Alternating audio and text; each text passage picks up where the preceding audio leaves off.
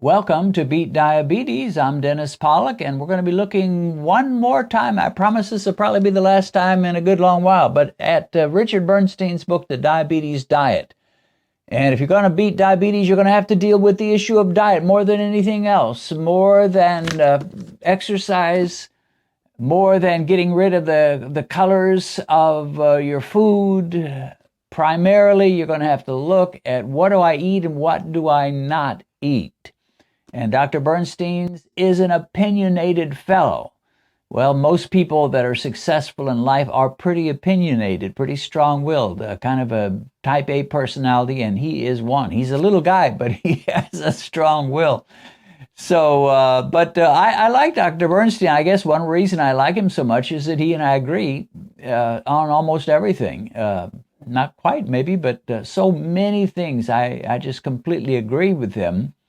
Now, you may be saying, well, Dennis, who are you to agree or disagree with a doctor? You're not a doctor, so what does it matter whether you agree or not? Well, I guess it doesn't, but it matters to me because there are a lot of doctors, and doctors have different opinions. The doctors do not agree with each other. Let me say that again. Read my lips. The doctors do not agree with each other. So what that means is you're going to have to decide which group of doctors you're going to follow and you think are the best for helping you beat this monster, this ogre of diabetes. And to me, Dr. Bernstein is kind of at the top of the list. Yeah, he's a lot older than most these days. He's 90.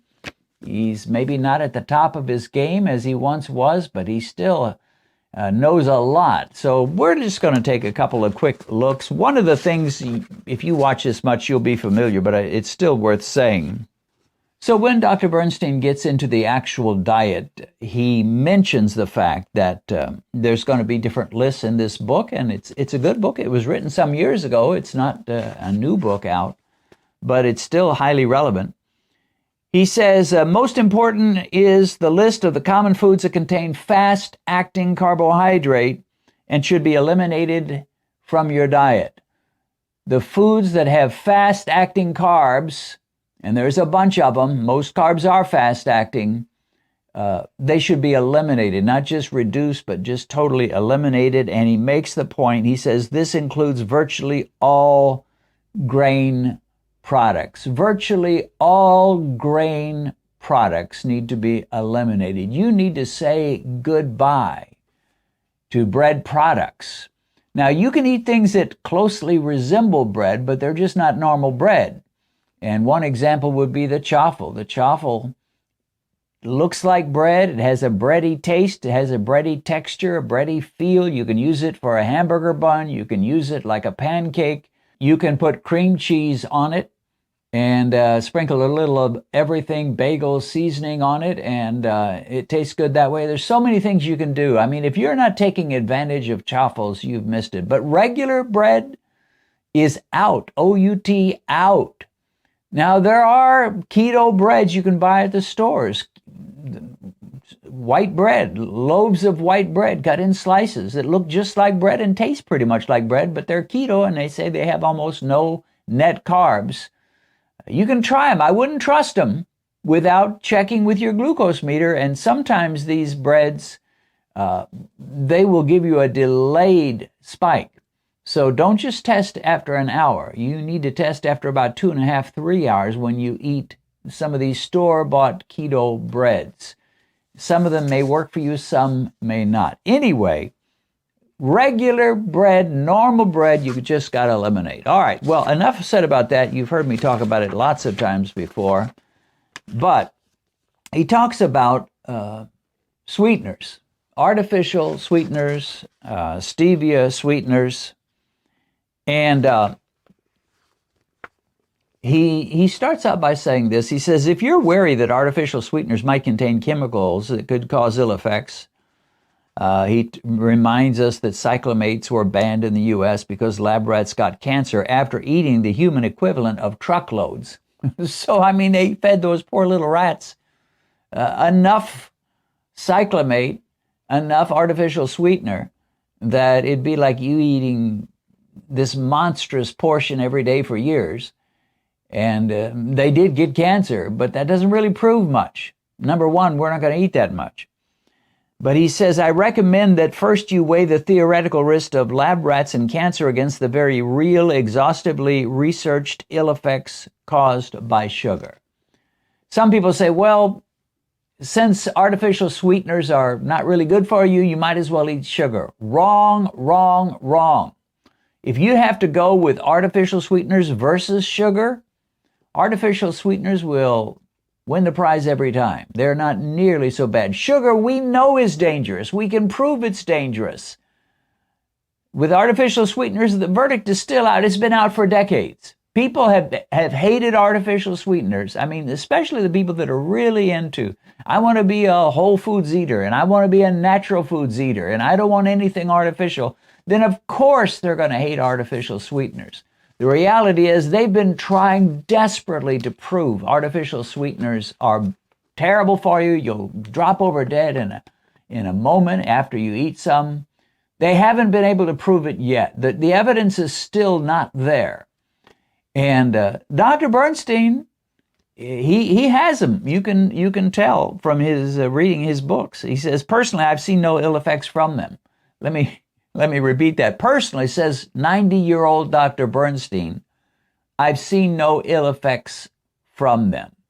If you can reach 90 and still be active and sharp and a blessing to the world, and you've been using artificial sweeteners for about the last 60 years, I don't think they're quite as dangerous as many. But he does have a problem with most powdered artificial sweeteners. He lists some different ones, basically says they're all right in the liquid form. But he says in the powdered form, they have to add things to them to make them work somehow.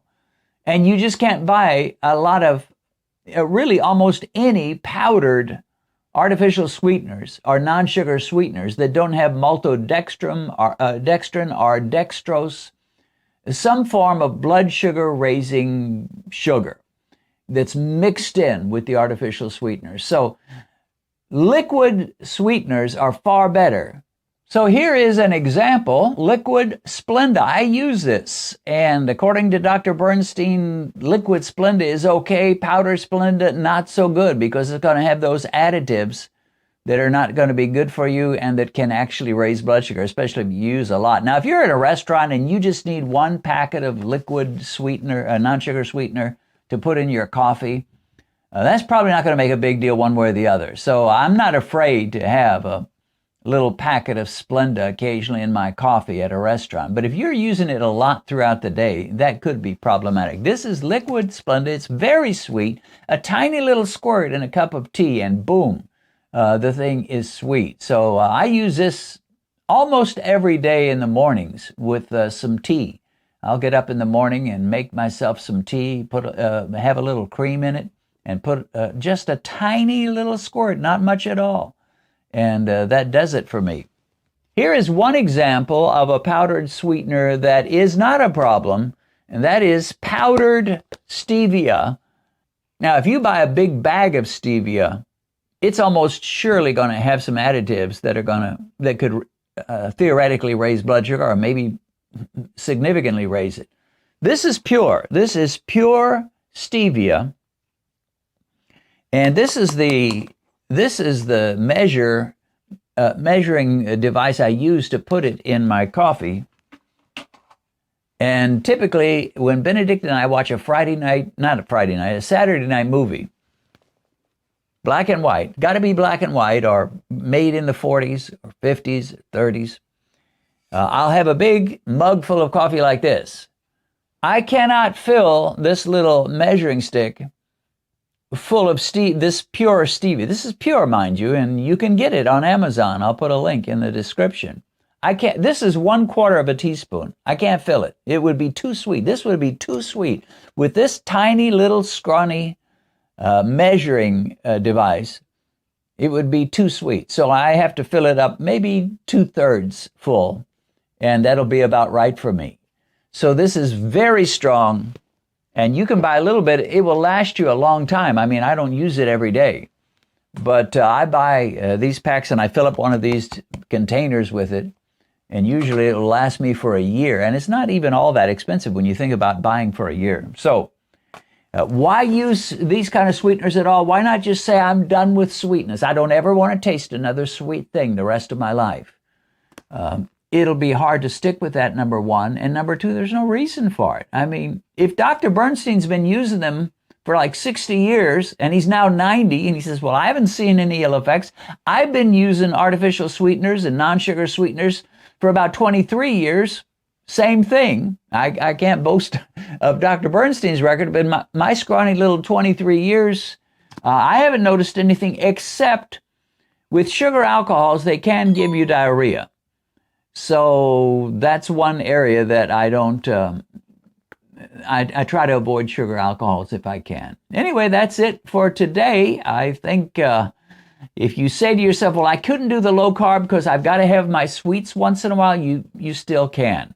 And some people argue, well, okay, maybe they're not so bad for you, but they give you the desire for more sweets.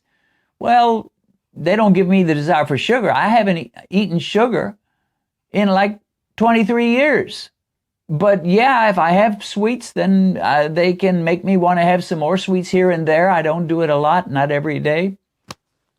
But so what? I keep my weight under control, and you have to decide that, though. It's your choice. But I'm just saying, if you have to do the choice between, well, yeah, I'll go low carb, but I've got to have a few sweets here and there, and so I'll do non-sugar sweeteners, or you say, well, I'm not going to do low carb at all, period, because I couldn't stand to give away my sugar. I'd go for the non-sugar sweeteners every single time. If you've been helped by this Beat Diabetes channel, consider making a financial gift to us through the link in the description.